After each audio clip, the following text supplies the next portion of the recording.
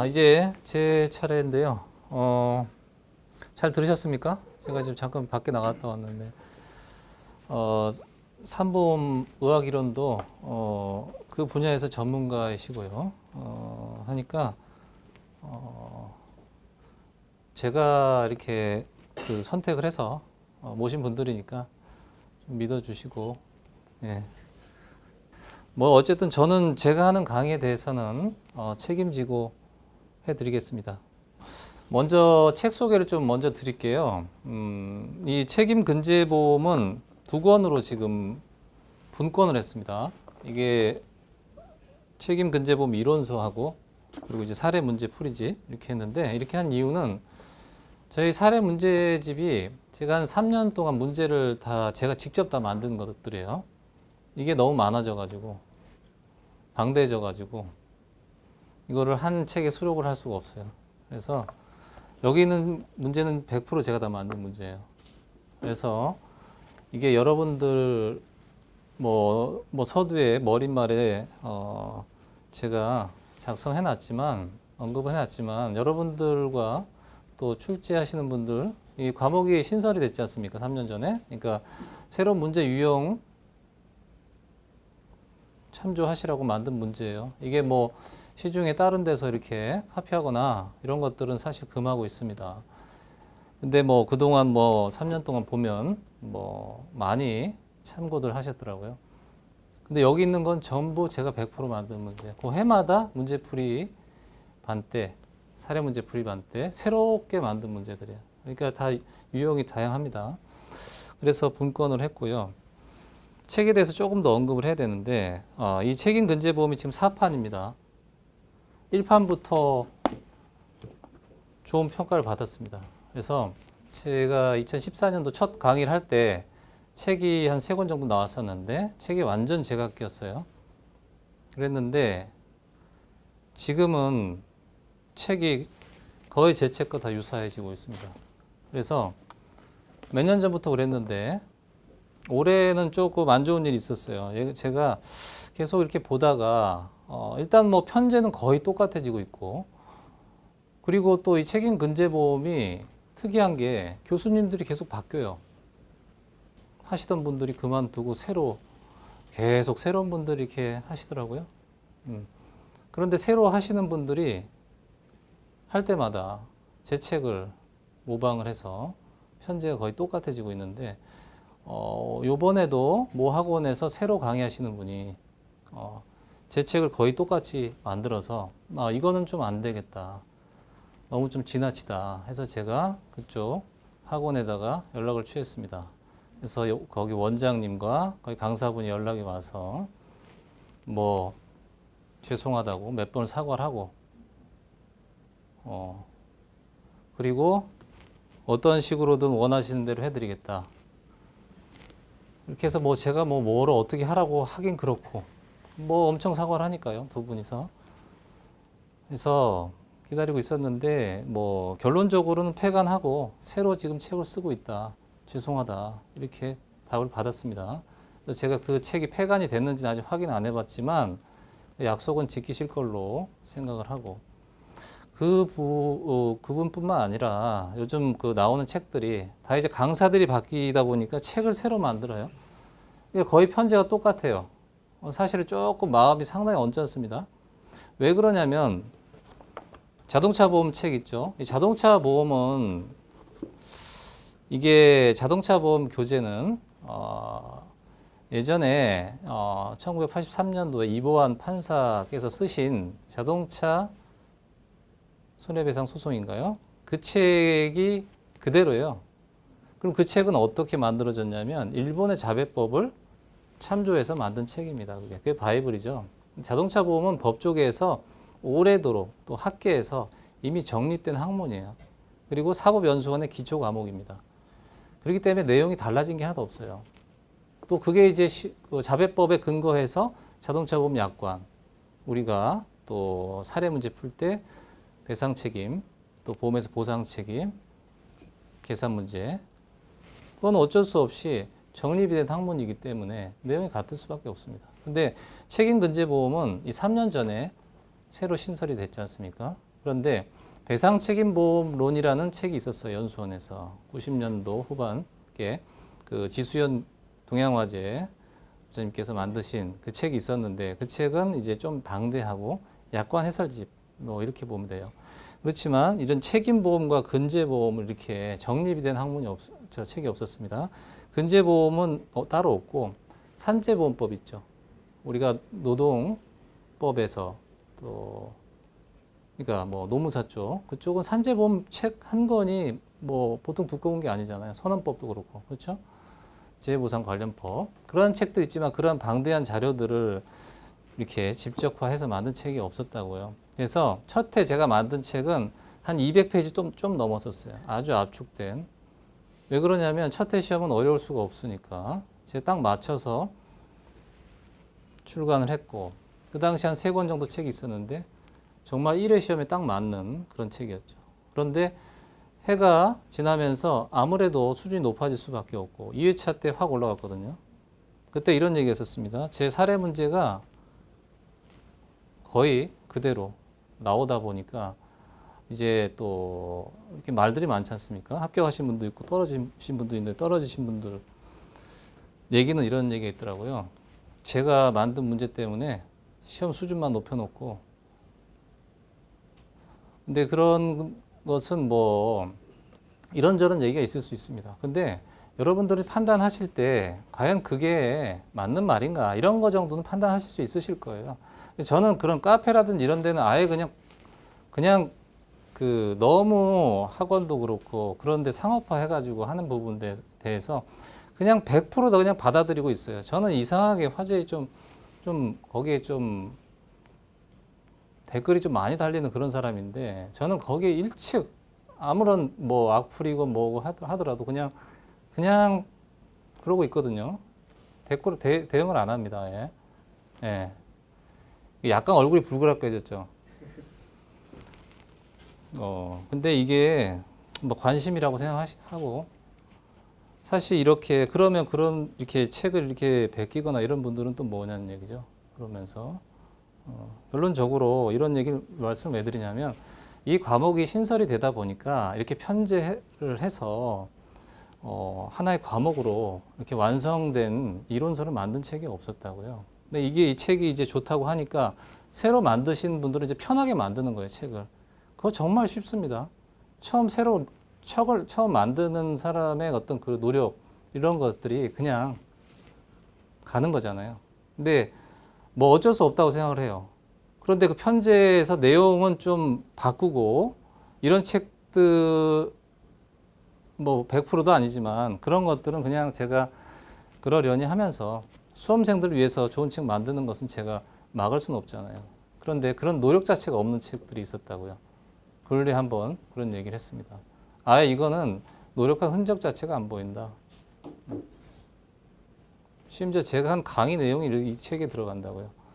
저는 책에서 빼는 내용들 뭐 이 정도로 하고 어쨌든 뭐 그래서 이런 부분들이 있으니까 참고하시고 자동차 보험은 말씀드린 대로 이미 학문적으로 정립이 되어 있는 교재예요. 그래서 달라질 수는 없습니다. 다만 편제에서 약간 좀 다릅니다. 그래서 그런 부분들 너무 두껍지 않게 그래서 이론 내용이 거의 300페이지가 좀 안 되고요.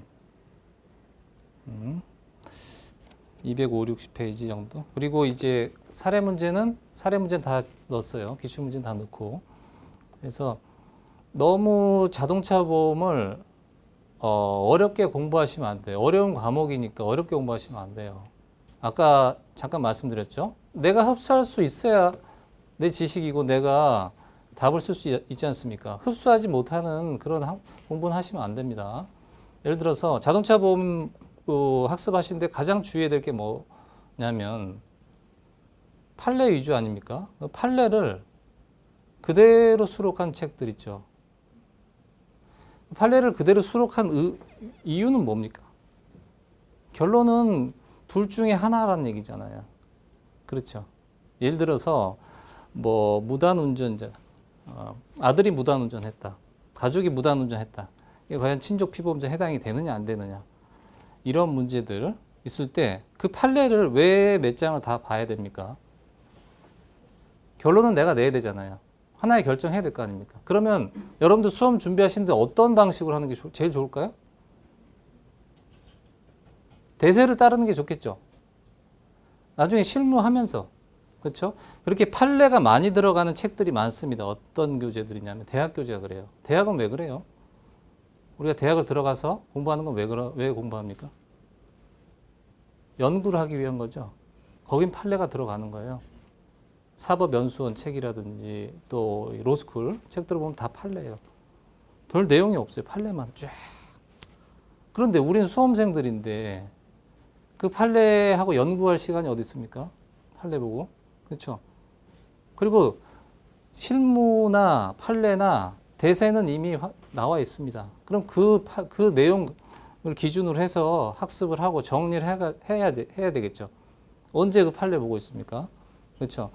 그러면 그 시간을 그렇게 허비할 필요가 없다는 거예요. 나중에 실무하시고 판례를 봐야죠. 그때는. 실무하실 때는. 그렇죠?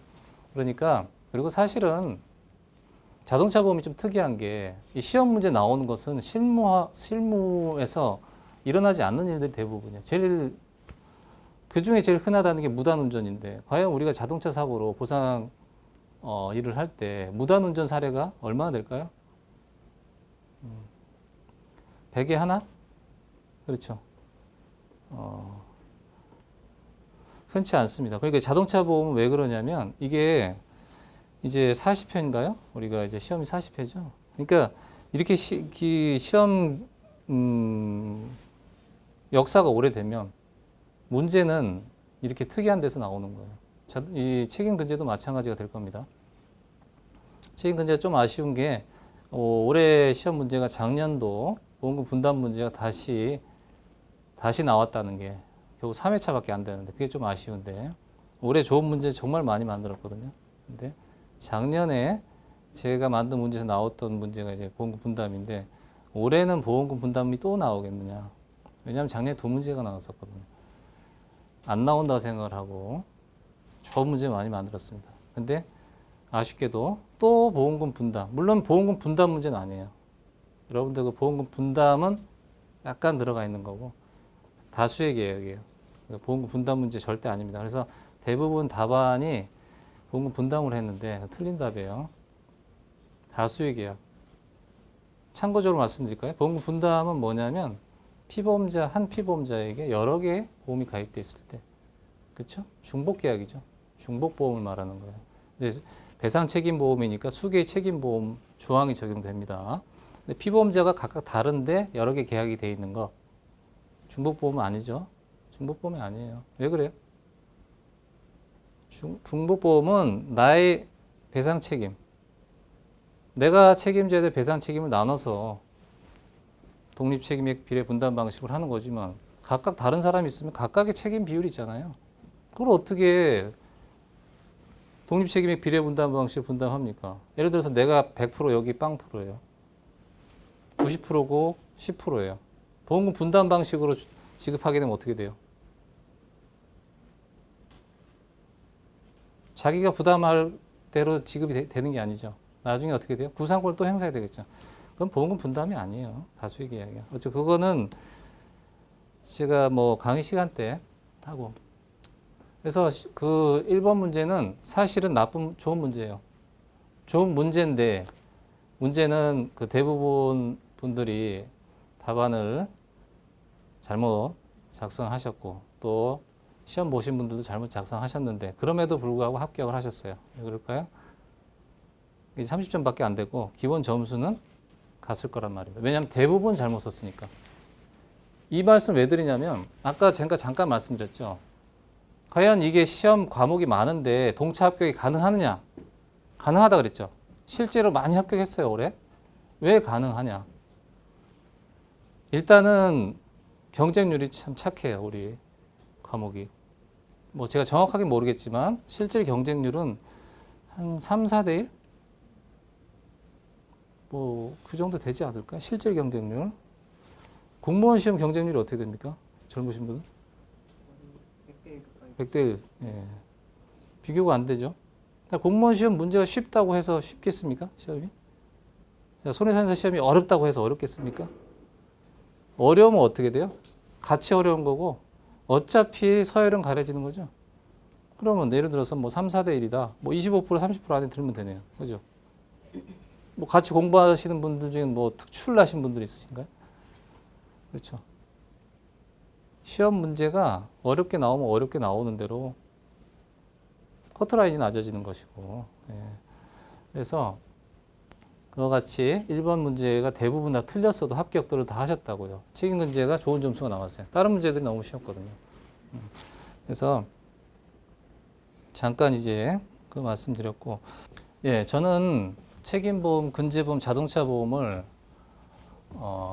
물론 강의 시간은 각각 다르지만 연계해서 이해하실 수 있도록 하겠습니다. 아까 말씀드렸듯이 과목이 4과목이라고 해서 4과목으로 생각할 필요 없다 그랬죠.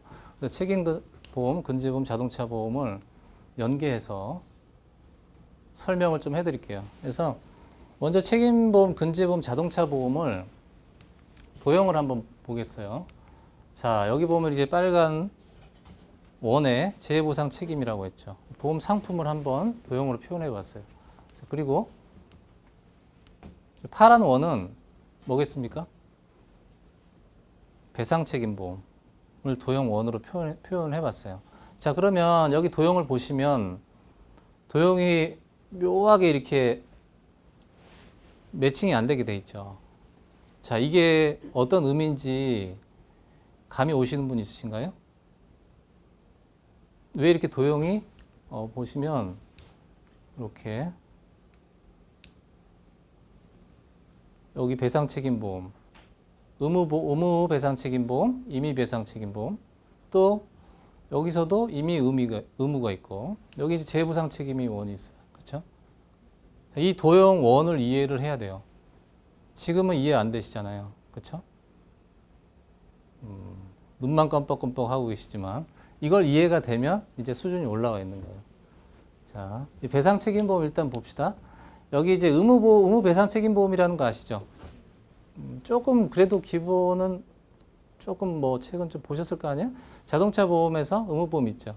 보상 한도가 사망, 후유장애, 부상에서 1억 5천, 3천, 1억 5천 이렇게 돼 있죠. 그리고 임의보험 있죠. 자, 자동차 보험은 어때요? 대부분은 무한이죠. 무한인데 이게 원이 있다는 것은 무슨 말이냐면 무한이라고 해서 뭐 무한정 주는 게 아니잖아요. 그 피해자의 손해액이 있겠죠. 하여튼 뭐 범위는 있을 겁니다. 우리 민사 손해액 기준이 선진국에 비해서는 많이 낮아요. 일단 위자료가 많이 차이 나죠. 현재는 1억이죠. 근데 이제 뭐 징벌적 배상해서 뭐 요즘 나오는 게 있지만 자, 여기서 책임보험 이 파란 원인데요. 여기서 자동차 보험은 어디에 해당됩니까? 자동차 보험은 일단 패키지 보험이지만 배상 책임만 봤을 때 요건 제가 수정했었는데 여기 가로하고 신배책 이렇게 하면 돼요. 신체 배상 신배책에서는 여기 해당이 되죠. 그렇죠? 여기. 그리고 우리 책임보험은 자동차 보험처럼 무한은 없어요. 다 한도가 있어요. LOL 있다고요. 그 차이뿐이지 요 파란 원 똑같은 거예요. 이 책임보험과 자동차 보험 신배책 똑같은 거예요. 그리고 재해보상 책임은 자 이렇게 엮여 있다고요. 재해보상 책임이 어려운 거예요. 그래서 재해보상 책임이 뭡니까? 재해보상이 뭐죠? 자, 우리가 배상 책임은 뭡니까? 민사배상이죠. 민사. 법률상 손해배상 책임이죠. 그렇죠? 근데 자동차 보험 어때요? 민법뿐만 아니라 자유법 특별법이라서 자동차 손해배상 보장법에 따라서 자, 법률상 책임이고 민사 자배법 여기도 배상 책임도 의무보험 특히 특별법에 의해서 만들어지는 거예요. 화보법이라든지 뭐 등등 해서 그렇죠. 그리고 이 재해보상 책임은 뭐냐면 우리 근제보험만 놓고 보면 근로기준법, 산재법, 선언법, 어선언법 이런 거예요. 재해보상법은 많아요. 우리가 뭐 공무원 또 사학연금, 사립학교 다양하게 많습니다. 그렇지만 우리가 민간보험으로 적용되는 것은 근로기준법, 산재법, 선언법이죠. 이 재해보상 책임과 배상 책임은 이렇게 같을 수가 없는 거예요. 이렇게 공통분모는 있어요. 공통분모는 있는데 같을 수가 없는 거예요. 왜? 법률이 다르니까. 일단 민법상 책임은 무슨 책임주의라고 그랬죠? 과실책임주의고. 자, 이 재해보상 책임은 무슨 책임주의라고 합니까? 무과실책임주의. 그렇죠? 그 중에서도 보상책임주의예요. 자, 여기서도 이제 무과실책임주의 되게 의무보험이 많습니다. 자배법도 그렇고요. 그렇죠? 조건부 무과실책임주의죠. 그렇지만 먼저 과실책임주의, 무과실책임주의 있잖아요. 자, 무과실책임주의를 잘 이해를 해야 돼요. 무과실책임주의가 다의적 의미라서 무과실책임주의가 간단치가 않아요. 무과실책임주의는 완벽한 무과실책임주의, 또 중간책임주의, 또 무과실책임주의더라도 과실상계도 안 하는 보상책임주의, 이런 것을 포괄하는 개념이에요. 지금 좀 깊이 있게 얘기하기 좀 그런데 뒤에서 좀 얘기할게요. 그래서 여기 이렇게 맞지 않는 부분, 서로 매칭이 안 되는 부분 때문에 근제보험이 어려운 겁니다. 손해 계산할 때. 왜 그래요? 자, 일단 먼저 우리 배상책임보험 상품부터 보게요. 여기 일반 배상책임보험 사업방법서상 배상책임보험 약관들이 있어요. 여기 몇 개 안 되는 것 같지만 사실은 굉장히 많은 거예요. 영업배상책임보험 이 보통 약관에는 담보 내용이 없어요. 특약으로 담보가 됩니다. 특약에 한 3, 40가지 될걸요. 30가지 정도? 여기 이제 각각 특약이 있는 거예요. 그리고 이제 선주, 유도선, 가스, 체육시설업체, 수련, 생산물, 의사, 병원, 적재물, 임원. 여기서 적재물은 이제 재물손해를 담보하니까 재물만 담보하는 의무보험입니다. 그렇기 때문에 우리 시험 범위는 아니고 재무적 손해라고 있죠. 자, 민사손해액은 물리적 손해 뿐만 아니라 재무적 손해도 있어요. 예를 들어서 전문 직업인들에 대한 자기 전문 직업인들의 배상 책임 리스크 있죠. 예를 들어서 변호사라든지 뭐 의사는 좀 달라요. 의사는 물리적 손해를 담보하는 거예요. 그렇지만 회계사라든지 뭐 손해사정사라든지 이런 경우 어떻습니까? 누구에게 신체나 재물에 손해를 끼치는 게 아니죠. 어떤 업무상 타인에게 재무적, 재정적 손해를 끼침으로써 발생한 배상 책임 손해를 담보하는 보험들, 이런 것들 역시 우리 시험 범위는 아니라고 봐야 돼요. 왜냐하면 이쪽은 회계 쪽이다 보니까 재물 쪽으로 들어가는 게 맞습니다. 그래서 요거는 그렇게 표시를 했고, 자, 여기서 보시면 중요한 게 별도의 사업 방법서에 따라서 배상 책임 보험이 만들어진 상품들이 있어요. 이게 중요한 거예요. 여기에 이제 자동차 보험과 근제 보험이 있는 겁니다. 여기 뭐 P&I 보험, 원자력 보험, 항공 보험 이렇게 있죠. 이 왜 별도의 사업 방법서에 따라서 배상 책임 보험 약관을 만들었을까요? 별종이라서 그런 거예요. 별종. 특이한 것들. 이 자동차 보험은 첫 번째 패키지 보험이에요. 배상 책임만 담보하는 게 아니죠. 그렇죠? 물리적 손해는 다 담보하는 거예요. 재물, 자차, 대인, 대물, 그렇죠? 그리고 자기 신체 손해, 자기 차량. 자기 손해는 이제 두 가지죠. 자기 신체 손해, 자기 재물에 대한 손해. 그렇죠? 재무적 손해만 없는 거죠. 그런 패키지 보험이기 때문에 그렇고, 두 번째는 담보가 여기는 이제 뭐 여기도 다 이제 특별법들이 있습니다. 그렇지만 여기는 또 자배법이 있기 때문에 자배법으로 인해서 그 배상 책임 주체가 넓어지니까 자동차 보험에는 피보험자가 다양하죠. 피보험자가 많다 보니까 별도의 약관을 만들어 놨어요. 지급 기준이라는 것도 있고. 그러니까 여기는 별 약관 내용이 없습니다. 그냥 법률상 손해를 담보한다 이렇게밖에 되어 있지 않아요. 그리고 그 배상 책임 리스크에서 담보 안 되는 면책 사항만 있는 것이지. 이쪽은 그런 약관이 세부적으로 별도로 만들어져 있기 때문에 별도의 사업 방법서에 따라서 만들 수밖에 없죠. 약관이라는 것은.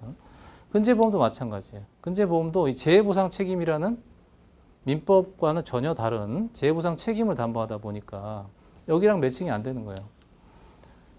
그래서 별도의 사업 방법서에 따라서 담보를 하는데 여기 보시면 근제보험 봅시다. 근로자의 재해보상 보험 요구하고 사용자의 배상 책임 보험 여기를 포괄해서 근로자 재보장 책임 보험 이렇게 사업 방법서상 상품 명은 이렇게 되는 거예요. 그러니까 이 두 가지를 섞은 거죠. 재해보상과 배상 책임을 섞은 거예요.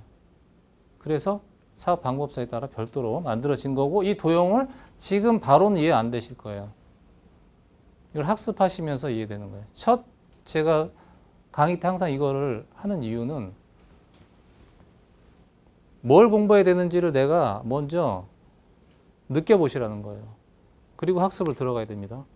바로 뭐 책 보고 뭐 민법상 책임 어떻고 이렇게 들어갈 게 아니라 과연 우리가 결론적으로 뭘 이해를 해야 되는지 결론이 뭔지 이 상품이 이렇게 있는데 자 그러면 또 뭐 배상책임보험 약관은 이렇게 영문 약관도 있고 종합보험 사업방법서상 이 자동차 보험도 종합보험이죠. 근데 이거는 결과적으로 패키지 보험들이에요. 배상책임이 하나의 섹션으로 들어가 있는 거죠. 그런 것들 이렇게 종합보험에서 배상책임 담보 파트를 두는 이런 보험들이 있단 말이에요. 자 여기서 이와 같이 배상책임보험이 참 많죠. 자 배상책임보험이 왜 이렇게 많을까요? 항상 공부하실 때는 생각을 하시고 공부하셔야 돼요. 왜 배상책임보험이 이렇게 많습니까?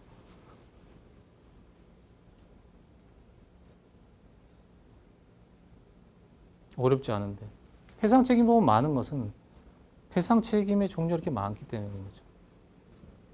배상책임 위험이 많은 거죠. 우리가 사회생활을 하고 사업을 할 때 다 이거 기업보험이거든요. 일반보험. 여기서 일배책이 따로 있는 거예요. 일배책은 개인보험 유일하게 장기 종합보험에서 특약으로 그 외엔 전부 뭡니까? 사업을 하면서 발생할 수 있는 배상책임이에요. 자동차 보험은 아니지만 개인이든 결국 일상생활 내지는 이와 같이 영업활동을 하면서 각종 배상책임 리스크가 있는 거예요. 그 배상책임 리스크를 이해해야 되는 거예요. 배상책임 위험이 다 똑같은 게 아니라고요. 그렇죠? 예를 들어서 영업배상책임보험의 시설소유 배책이 가장 기본이지만 도급업체 특약도 있고 학교 경영자 특약도 있고 그렇죠?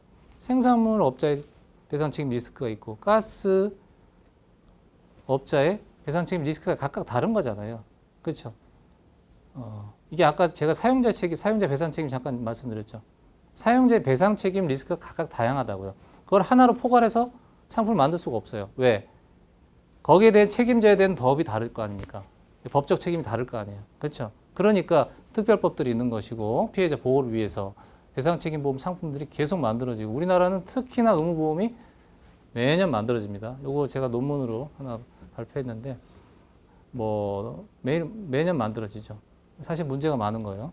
국가가 정책적으로 피해자 보호를 위해서 이렇게 예산을 쓰는 게 아니라 민간 보험으로만 할 수 있게 강제하는 건 잘못된 건데 어쨌든 우리나라만 독특하게 이렇게 돼 있습니다. 나중에 말씀드리도록 하고 이와 같이 배상 책임 리스크, 즉 배상 책임 리스크를 이해를 해야만 배상 책임 법리도 이해를 하고 상품이 왜 만들어졌는지 그럼 상품 약관에서 여기 각각 면책 사유가 많지 않습니까? 면책 사유는 왜 면책 사유가 그런 면책 사유가 있는지 그걸 암기를 할 필요가 없다는 거예요. 배상 책임 리스크를 이해하면 돼요. 자, 그건 뒤에서 좀 말씀드릴게요. 자, 책임보험은 좀 길어져도 괜찮죠? 여기 책임보험은 법리, 이론, 약관, 실무, 사례 문제가 연계가 돼서 정립이 돼야 된다고 말씀드렸어요. 그렇죠? 이게 정립이 안 되고 각각 따로 공부하시면 답이 없는 과목이에요. 정말 복잡해집니다. 그래서 자동차보험, 근제보험, 자동차보험 학습 범위를 한번 개략적으로 한번 보겠습니다. 먼저 책임보험에서 법리에서는 불법행위 책임과 계약 책임 두 가지가 있는데 여기선 계약 책임이 중요해요. 채무불이행 책임이. 자, 배상 책임 법률상 손해배상 민법에서 어떤 배상 책임도 불법행위 책임과 있고 채무불이행, 계약 책임이 있어요. 자, 이 차이는 뭡니까? 뭐겠어요? 불법행위라는 것은 불특정 다수인에게 끼칠 수 있는 책임이에요. 근데 계약 책임이라는 건 뭐냐면 채무불이행 책임은 어떤 계약 관계에서 발생하는 책임이에요. 전혀 다르죠. 근데 이런 것들이 청구권이 경합이 되는 사례가 있어요. 있을 수 있어요. 그러니까 하나의 사고에 대해서 계약 책임도 발생하고 불법행위 책임도 발생하는 게 있어요. 어떤 거 있을까요?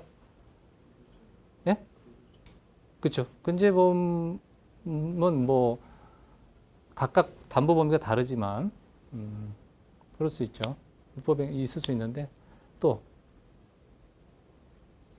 간단하게 네. 생각해서 그 식당 가서 밥 시켰는데 제 다리에다가 그 시킨 걸 맞아요. 쏟으면 맞아요. 그런 거 어렵지 않아요. 예를 들어서 내가 지하철을 타러 갔다가 거기 이제 뭐 도 열리는 거 있죠. 거기에 치여가지고 다쳤다.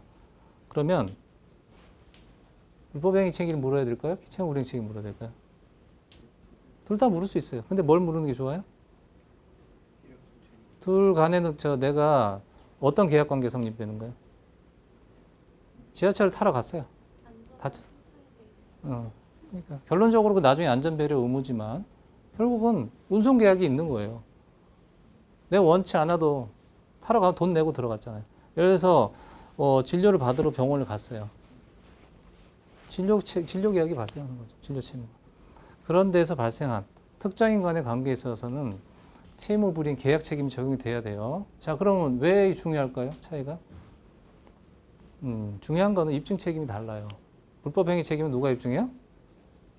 불특정 다수인에게 끼칠 수 있는 그런 손해에 대해서는 손해배상을 받으려면 피해자가 입증해야 되겠죠. 근데 계약관계에서는 그렇지 않아요. 누가 입증을 한다?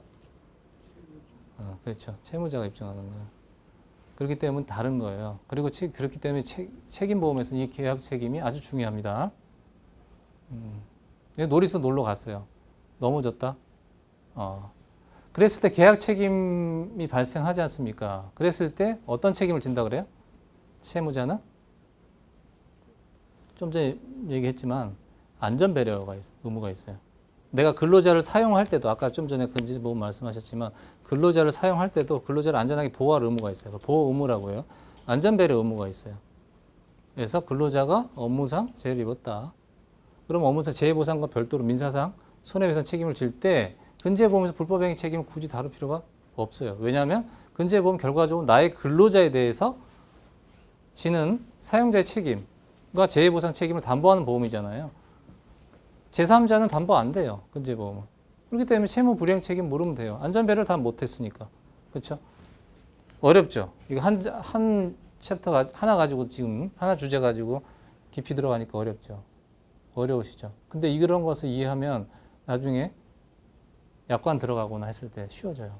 이런 것을 깊이 있게 안 가르치니까 항상 어려운 겁니다. 근데 이게 어렵다고 해서 어렵습니까? 이해를 하면은 쉬운 거죠. 그렇죠. 이걸 이해 안 하고 보험으로 들어감으로써 이제 문제가 생기는 겁니다. 자, 두 번째 이제 과실 책임주의, 무과실 책임주의가 있고요. 무과실 책임주의 아까 말씀드린 다의적 의미라고 했어요. 뒤에서 말씀드리도록 하고 특수 불법 행위 책임이 이제 감독자, 그러니까 책임 무능력자의 감독자, 사용자, 사용자 책임 아주 중요합니다. 오늘 지금 바로 말씀드리기 좀 시간이 좀 부족하고 공작물 책임 여기 책임보험에서 가장 중요한 법조항이에요.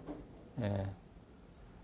이 책임보험에서는 불법행위 책임을 담보하는 보험이 대부분이에요. 불법행위 책임.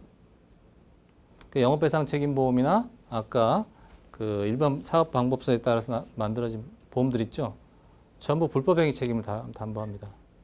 불법행위 책임은 불특정 다수인에게 지는 법률상 책임을 담보한다 그랬죠. 그랬을 때 담보하는 내용이 뭐냐면 너무 깊이 들어가면 안 되는데 시설소유 배상 책임보험이 이렇죠. 영업배상 책임보험이. 왜 시설소유 배상 책임일까요? 그 시설, 업무상 사용하는 시설. 시설은 뭐예요? 공작물이죠. 공작물이라는 것은 이런 토지 정착물 이런 것뿐만 아니라 동적인 기업 설비도 포함되는 거예요. 그래서 자동차 이런 거 다 공작물입니다. 공작물을 점유자, 소유자는 무과실 책임을 져요. 점유자는 면책 항변 인정이 돼서 면책을 받을 수 있어요. 근데 소유자는 면책 항변 인정이 안 돼서 무조건 책임져요. 그래서 그거를 점유자는 중간 책임이라 그러고 소유자는 절대적인 무과실 책임입니다. 그래서 이 불법 행위라는 것은 이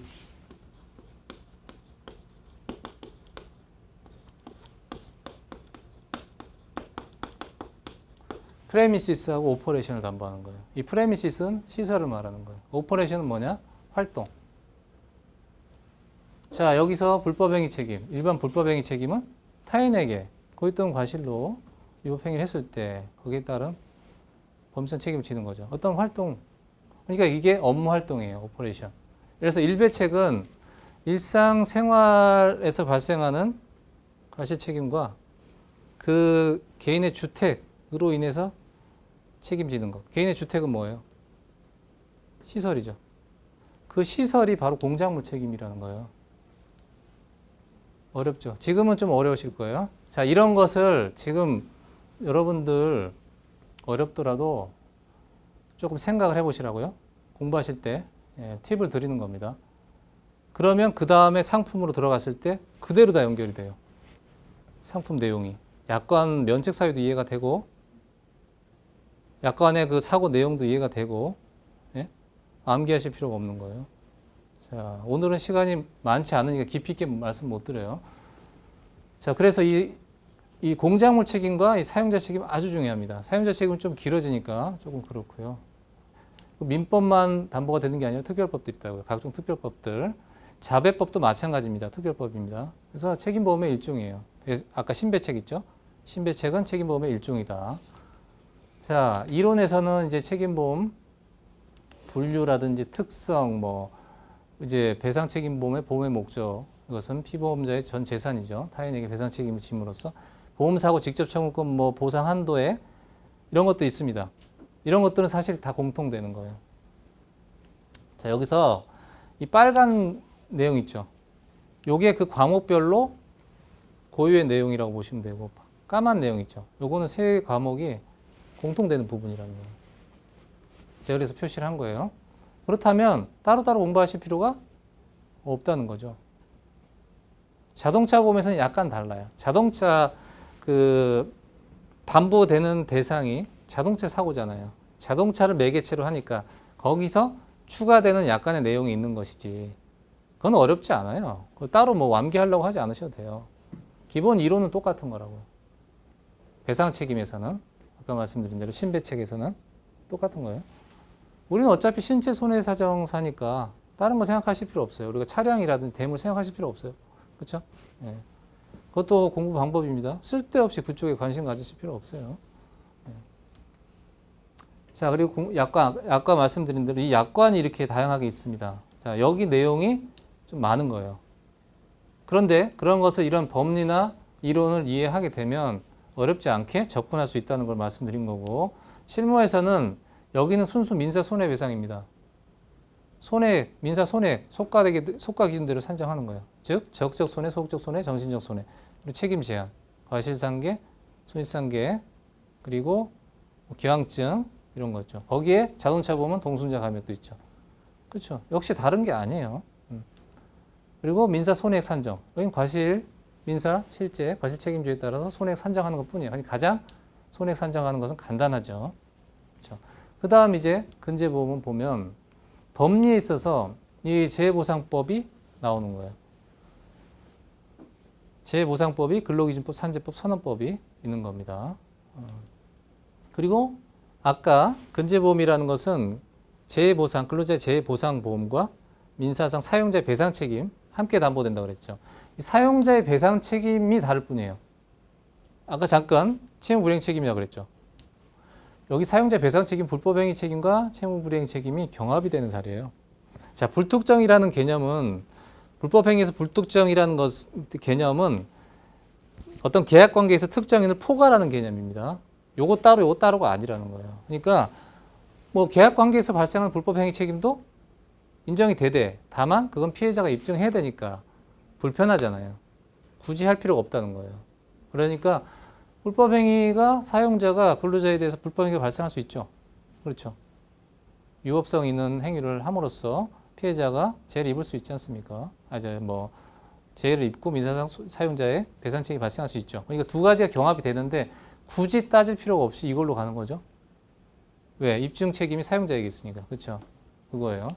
그래서 여기 사용자 배상 책임 결국 뭐냐? 요 내용이라는 거예요. 따로 공부할 필요가 없다는 거예요. 채무 불이행 책임. 재해보상 요건이 이제 업무상재해 근로자, 근로계약, 임금 이렇게 있습니다. 업무상재해. 자, 민사의 손해배상 책임의 법적 근거는 과실책임, 그렇죠?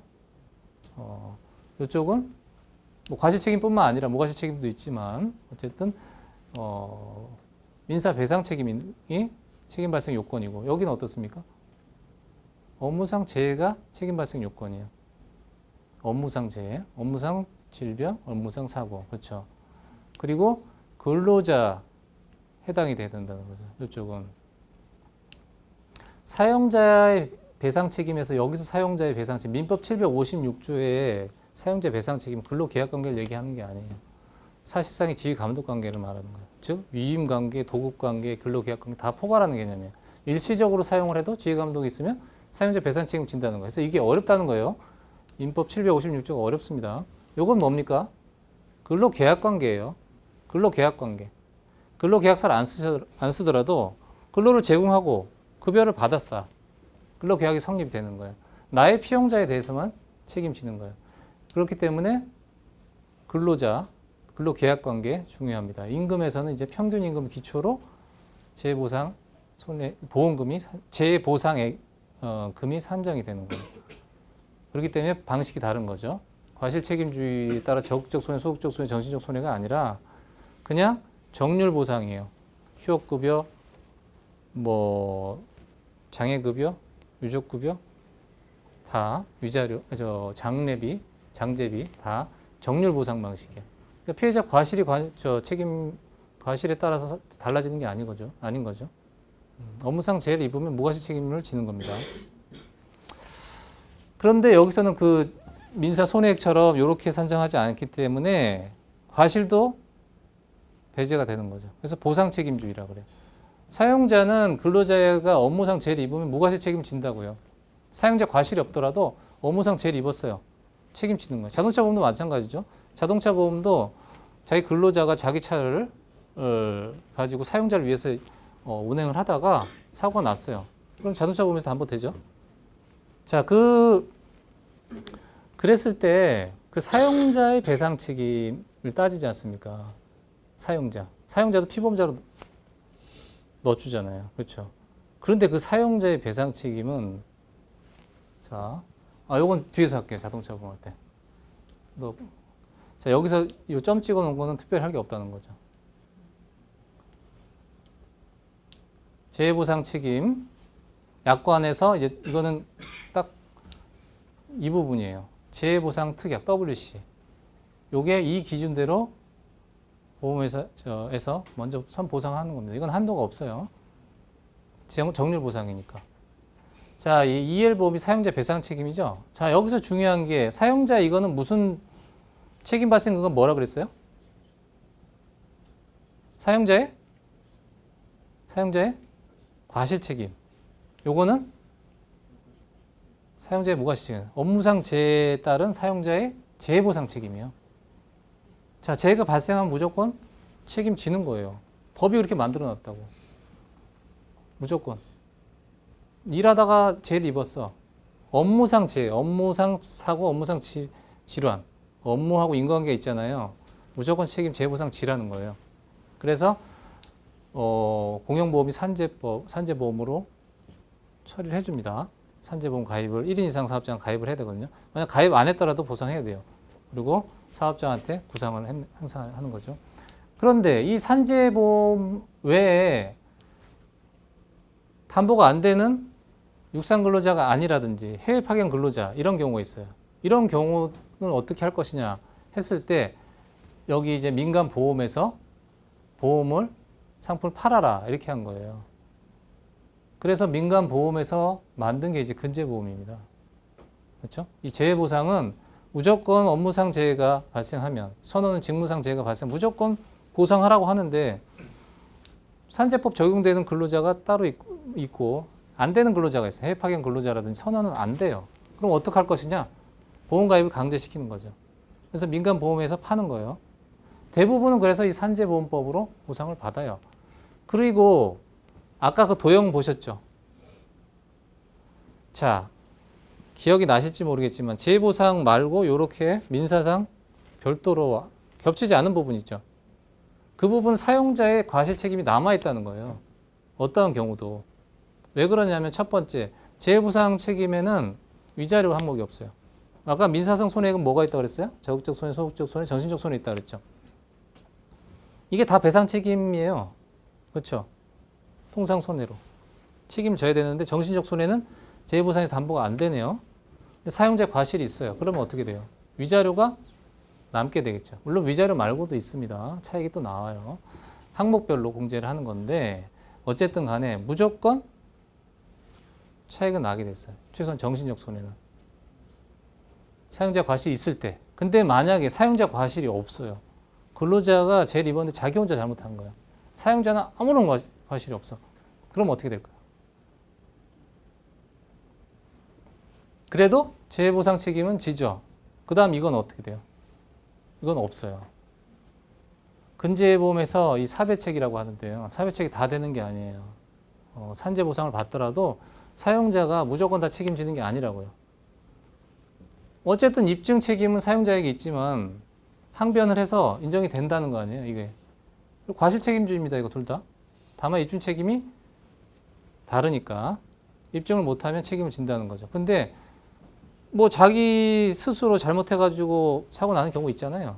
그러면은 사용자 책임은 없는 거예요. 그러니까 이게 과실 책임주의와 무과실 책임주의가 다르다는 걸 이해하셔야 된다는 거예요. 나중에 계산 문제 풀 때 책임도 없는데 손해액 산정하고 있으면 안 되는 거죠. 그렇죠. 조금 어렵죠. 자, 그래서 실무에서는 이 보상 책임 요 내용입니다. 정률 보상 방식으로 항목별로 이렇게 산정을 하는 거예요. 그리고 이제 사용자 과실 책임. 자, 이 까만 부분은 결국 공통되는 거예요. 요 적극적 손해, 소극적 손해, 정신적 손해 산정하고 그리고 이 손익상계라는 게 있어요. 아까 공통 분모가 있었잖아요. 요게 어려워요. 손익상계가. 요게 핵심이에요. 근제보험 사례 문제 풀 땐 요 손익상계라는 게 중요해요. 왜? 민사 손해배상 산정액하고 재해보상 산정액이 항목별로 공통 분모가 아닌 부분들이 있어요. 공통 분모만 빼야 되는 거예요. 어려워요, 이거. 그게 근제보험의 핵심입니다.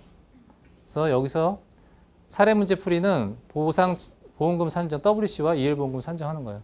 자, 여기까지 이제 책임근제보험 간략하게 정리를 했고요. 마지막으로 자동차 보험 보겠습니다. 어차피 하는 김에 쭉 나가는 게 좋으니까. 자, 자배법이죠, 이쪽은. 자동차 보험에서는 특별법으로, 민법의 특별법으로 자배법이 적용됩니다. 운행자 책임, 조건부 무과실 책임이죠. 그리고 자배법만 적용되는 건 아니에요. 민법도 적용됩니다. 그렇죠. 자배법이 적용 안 되는 부분은 민법이 적용되죠. 예를 들어서 운전자의 책임이라든지 이런 부분은 민법이 적용되는 거죠. 그러면 여기서 민법은 대부분의 책들이 자배법은 조건부 무과실 책임주의라고 그러고 민법은 과실 책임주의라고 이렇게 돼 있어요. 어느 책을 봐도. 그게 맞느냐? 맞겠습니까? 틀리겠습니까? 정확하게 틀린 얘기예요. 민법 750조 외에는 과실 책임주의가 아니에요. 아까 사용자의 배상 책임 있죠? 이건 중간 책임주의라고 합니다. 무과실 책임주의 하나라 그랬어요. 왜? 사용자의 책임은 근로계약관계가 아니라 실질적인 지휘감독관계라고 얘기했어요. 근로계약관계가 아니더라도 일시적으로 사용을 하든지 임차계약에서 일시적으로 사용하든지 아니면 뭐 도급계약에서 또 위임계약에서 어쨌든 지휘감독이 있으면 책임을 지는 게 사용자의 배상 책임이에요. 민법 756조. 그런데 거기에서의 사용자의 과실은 그 피용자에 대한 그 선임 감독상의 과실을 얘기하는 거예요. 피해자에 대한 과실을 얘기하는 게 아니에요. 그래서 그 피해자에 대한 책임은 그 실제 그 피용자가 일반 배상 책임의 주체죠. 그 피용자의 과실을 대신 책임진다고 해서 대위 책임, 전가 책임이라고 합니다. 그게 통설이에요. 두 가지 설이 있어요. 어떠한 이런 지휘 감독 관계에 있는 피용자가 타인에게 손해를 끼쳤을 때 사용자가 책임을 지는데 그 책임이 대위 책임설, 고유 책임설이 있습니다. 고유 책임설이라는 건 뭐냐면 직접 가해한 그 피용자와 사용자가 각각 자기 책임 분담 부분이 있다는 걸 말하는 거고 대위책임설은 뭐냐면 이 피용자의 책임을 사용자가 대신 떠안는다는 거예요. 결과적으로 피용자 100% 책임이고 사용자는 책임이 없다는 거거든요. 그럼 통설이 뭐냐면 대위책임설이에요. 왜 그러냐면 법조항이 그렇게 돼 있어요. 어떻게 돼 있냐면 단서조항에 구상권을 행사할 수 있다 이렇게 돼 있어요. 구상권이라는 것은 대위책임을 말하는 거예요. 그런데 그 구상권을 행사할 수 있느냐? 아까 법이 없다 어렵다 그랬죠. 법이 법대로 안 된다 그랬죠. 구상권을 사용자가 그 피용자한테 구상권 행사할 수 있을까요, 없을까요? 실질적으로.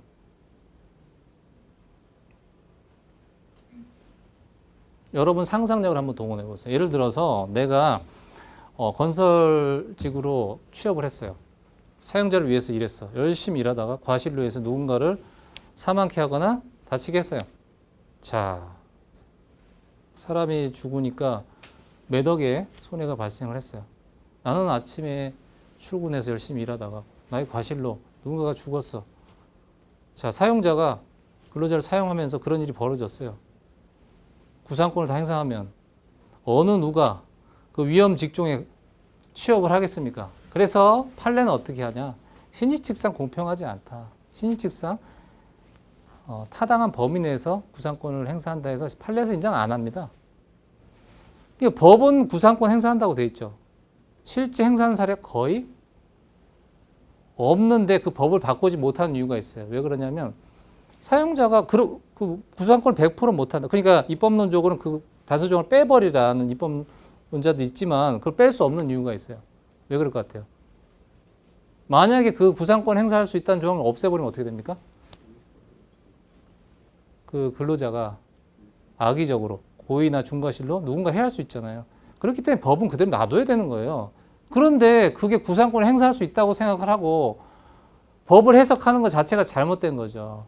그 조항이 있는 이유는 그러한 그 법이 악용되는 것을 방지하기 위해서 놔둔 조항이지 그 법조항은 사용자 배상 책임이라는 게 근로자한테 구상권을 행사할 수 있다고 이렇게 가르칩니다. 웃기시죠? 법을 모르는 거예요. 정말로. 법을 그 단서조항을 둔 이유는 구상권을 행사하라고 둔 게 아니라 이런 악의적으로 사용할 수 있는 그런 것을 막기 위해서 두는 거지. 실질적으로는 구상권 행사를 안 해요. 그렇기 때문에 중간 책임이라 하는 이유가 사실상의 무과실 책임주의를 중간 책임이라 그런 겁니다. 법에 면책 항변이 인정이 되죠. 선임 감독상의 과실이 없음을 사용자가 입증한 면책이 된다고 돼 있지만 그 선임 감독상의 과실이라는 것은 추상적이잖아요. 선임 감독상의 과실이 없다는 걸 뭘로 입증합니까? 그러니까 사용자의 배상 책임을 이해를 해야 돼요. 심지어 자동차 보험에는 사용자를 피보험자로 넣어놨죠. 피보험자로 넣는 이유가 자기 근로자가 차를 가지고 나를 위해서 운행을 하다가 사고를 내서 그러면 사용자가 책임을 지지 않습니까? 그러니까 사용자 구상권을 행사할 수 있으니까 피보험자 넣어준다. 이게 말이 됩니까? 사용자 구상권 행사할 수 있으면 보험회사에서 보상하고 구상을 해가죠. 그럼 모든 보험이 다 구상을 해버리게. 그러니까 보험 이전에 그렇게 안 된다고요. 법에서.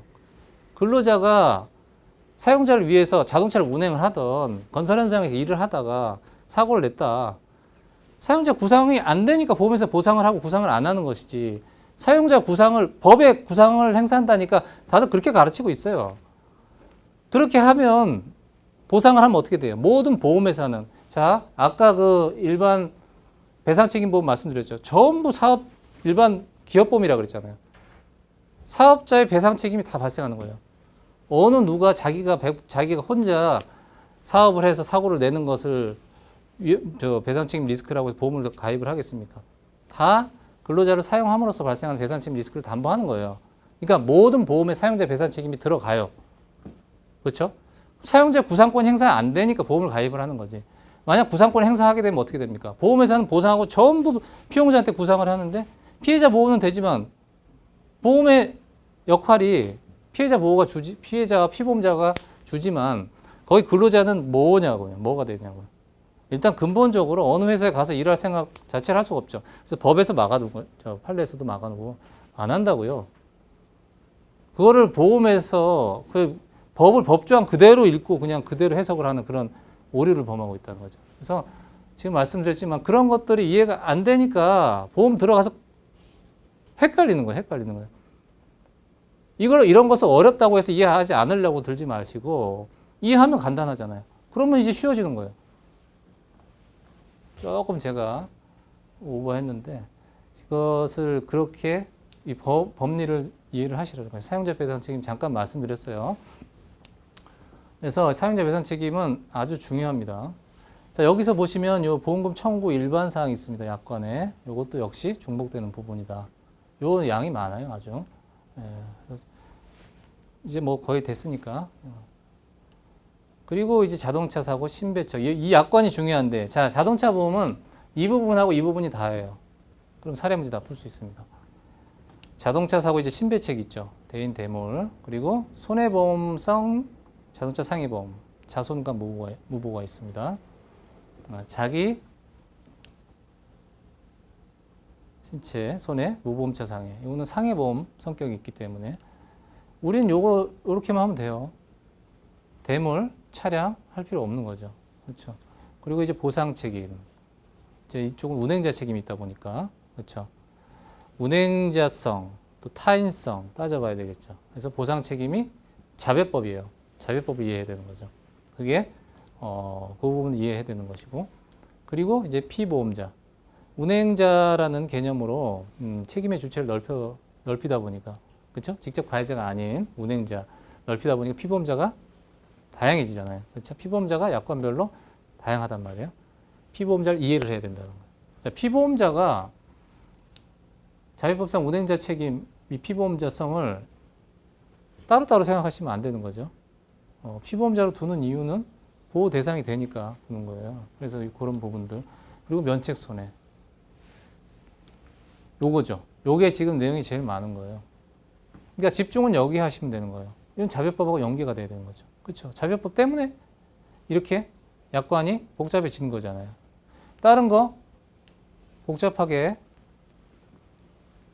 중복해서 공부하실 필요 없다는 거예요. 이거 하면서 자연적으로 좀 전에 사용자 책임 말씀 드렸잖아요. 그렇죠? 그런 식으로. 그리고 이제 특별 약관, 가족운전 한정 특별 약관과 타차 특약이 제일 중요하죠. 예. 여기 이제 집중을 하시는 거죠. 그리고 이제 실무에서는 이제 민사 손해배상 산정 기준, 적극적 손해, 소극적 손해, 정신적 손해 이해를 해야만 지급 기준은 자동적으로 따라오는 거예요. 이걸 지급 기준만 따로 외우시는 식으로 공부하면 까먹어요.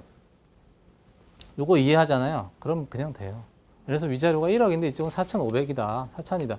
그건 그냥 됩니다. 그거. 외우려고 하는 것 자체가 그 좀 답답한 거죠. 답답한 공부예요, 정말. 예. 약간 이제 뭐 휴업손해 산정하는 거, 또 일시수익 산정하는 기준 약간 다르죠. 이유가 있습니다. 이유를 설명을 드릴 거예요. 판례에서 속가에서 문제점 이런 것들, 뭐 중간이자 공제 뭐 이런 거 있어요. 왜 그런가? 중간이자를 공제하는 게 휴업손해에서도 중간이자를 공제를 하거든요. 민사는. 대신 민사는 휴업손해도 중간이자 공제하는 이유가 있어요. 그거는 지연이자 5%를 주니까. 5% 빼고 5% 주고 이러니까. 근데 이쪽은 안 준단 말이에요. 그렇기 때문에 휴업손해 기간 동안 또 이제 보상하는 기간 동안 중간이자 공제를 안 하는 거예요. 그런 것을 이해를 하면 약관의 지급 기준도 간단하게 할 수 있습니다. 여러분들 지금 처음이라서 이해가 안 되시는 부분이 있지만 걱정하지 마세요. 그런 부분은 자연적으로 해결이 되니까. 어떻게 지금 한 뭐 1시간 동안 이걸 여러분들 다 이해를 시킵니까? 그렇죠? 제일 어렵다는 과목을. 그렇죠? 그러니까 그렇게 해서 자동차 보험은 이 제일 중요한 게 사례 문제입니다. 요거를 이해를 해야 되겠죠. 그러면 자동차 사고 책임론, 법률상 책임과 보상 책임. 그렇죠? 법률상 책임이라는 건 자배법상 운행자 책임, 또 민법상 책임. 보상 책임은 여기 약관상 피보험자에 해당이 되는지, 면책사에 해당되지 않는지 이런 것들이죠.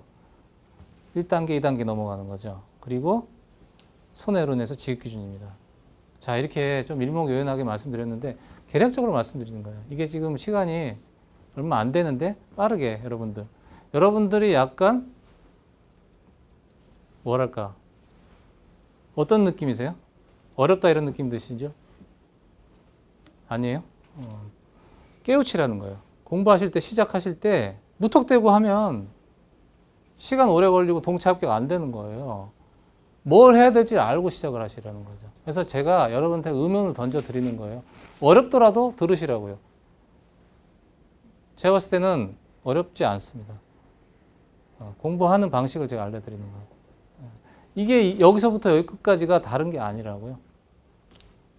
연결이 돼야 되는 거예요. 연결이 안 되는 학습은 그거는 수험 준비하는데 완전 제가 항상 강조하는 학습 방법이 이런 거예요. 저는 강의를 항상 그렇게 하고요. 항상 연결을 시켜서 여러분들 머릿속에 정립이 되도록 머릿속에 입력이 되도록 그겁니다. 제가